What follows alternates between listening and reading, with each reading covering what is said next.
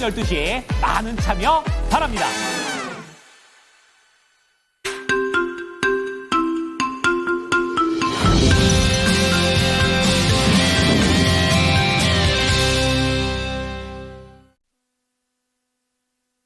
네, 새해 복 많이 받으십시오. 모닝쇼 이건입니다. 자, 뉴욕 증시 우리가 새해 연휴 동안 계속 쉬는 동안에도 계속해서 다사다난했던 한 주를 보내왔습니다. 트럼프 대통령의 관세에 대한 발언들은 계속 나와줬고 연준의 금리 동결 소식도 있었습니다. 이러한 가운데 실적이 계속해서 나오게 되면서 종목별로 변동성을 보여줬고 간밤에도 혼조 출발했지만 결국에는 뒷심을 내면서 상승 마감했던 뉴욕 증시입니다. 자, 오늘도 모닝쇼를 통해서 시장을 한눈에 바라보시기 바랍니다. 첫 번째 하이라이트입니다. 자, 트럼프 대통령의 관세 위협 계속해서 나왔었고 간밤 새벽에도 속보로 나오는 내용들도 계속 나와줬었는데요. 결국에 이러한 내용들은 불확실성으로 받아들여졌고 안전자산 선호 현상을 장중에 보여주기도 했습니다. 자, 그런 가운데 작년 미국의 4분기 성장률이 예상치를 하회하는 모습이었습니다. 자, 그리고 이번 고용 지표마저도 약간은 둔화되게 되면서 시장에서는 전반적으로 큰 그림에선 변화가 없지만 세부적인 약간의 부진함 정도를 있다라는 내용을 보여줬습니다.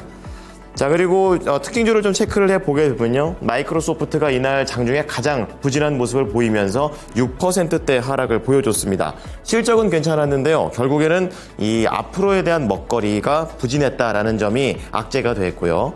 자, 그런 가운데도 오늘 시간 외에 실적 발표를 했던 두 가지 종목입니다. 인텔과 애플. 관련해서 인텔은 시간 외에 올랐고 애플도 시간 외에 좀 상승을 했지만 탄력이 크지는 않습니다.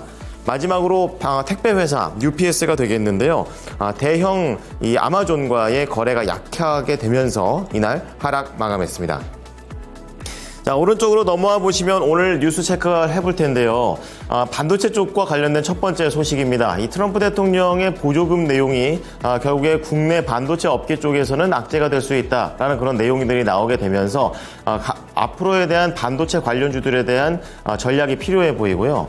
그런 가운데 AI와 관련된 소식이 두 가지나 있습니다. 딥시크, 우리가 쉬는 동안 가장 크게 시장을 크게 움직이게 했던 관련된 내용이 되겠고요. 그런 가운데 오픈 AI가 한국에 좀 방한할 수 있다. 관련된 CEO의 움직임도 함께 보셔야겠습니다. 자, 그런 가운데 원자력 발전과 관련해서는 올해 역대 최고를 전망하게 되면서 국내에서는 원전에 대한 기술도 있고 여기에 더해 SMR과 관련된 관련주들 함께 보셔야겠습니다.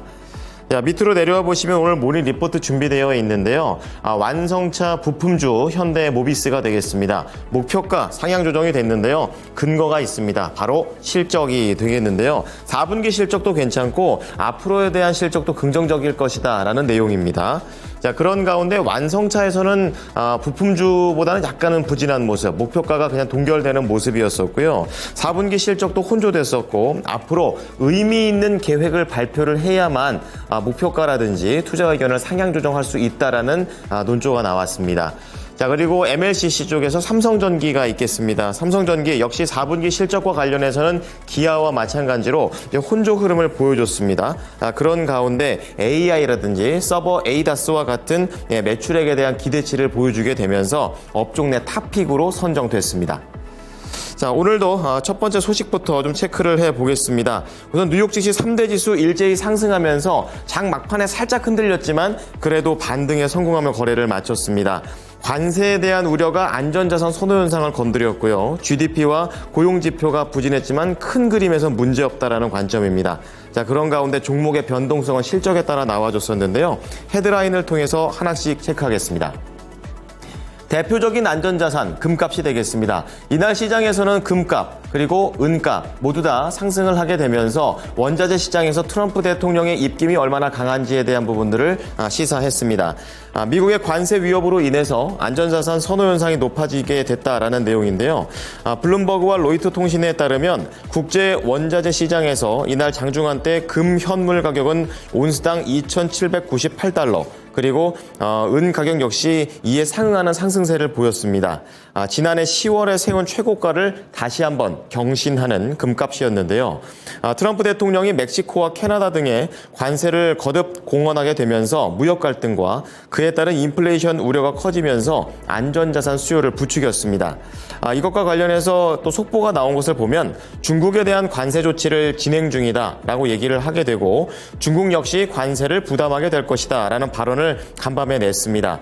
그런 가운데 캐나다와 멕시코의 측에 2월 1일부터 25%의 관세를 부과할 거라고 얘기를 하면서 석유에 대한 관세 부과 여부를 아마 목요일 밤에 좀 결정을 할 것이라는 내용도 추가했습니다. 자, 다음 두 가지 경제 지표입니다. 첫 번째는 미국의 작년 4분기 GDP가 되겠습니다. 속보치가 되겠는데요. 연율 2.3%, 예상치를 하회했습니다. 3분기가 3.1%였었는데요. 그것보다 하락률이 좀 컸었고요. 그리고 시장의 전문가 전망치 2.6에서 2.7%와 비교했을 때도 낮았습니다. 로이터에 따르면 작년 3분기 이 활발한 성장세를 이어가지 못한 채 둔화되는 모습을 보였다라고 평가했고요. 또 반면에 AP통신은 소비 지출이 견조했기 때문에 계속해서 미국 증시는 탄탄하다라는 내용을 밝혔습니다. 자, 그런 가운데 전문가들은 관세 무기화를 웅변하는 도널드 트럼프 2기 행정부의 경제정책 방향을 고려할 때 미국의 경제 전망이 불투명해지고 있다고도 전했습니다. 자, 마지막으로 고용과 관련된 지표가 되겠습니다. 신규 실업수당 청구 건수가 되겠는데요. 직전 주보다 16,000건 줄어든 20만 7천 건으로 집계됐습니다. 예상치를 큰 폭으로 하회를 한 겁니다.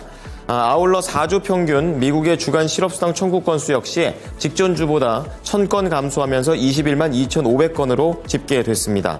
미국 기업들의 해고 동향을 반영하는 실업수당 청구 건수가 감소했다는 것은 미국 경제가 강세를 이어가고 있음을 나타내는 신호로 해석이 됐고요.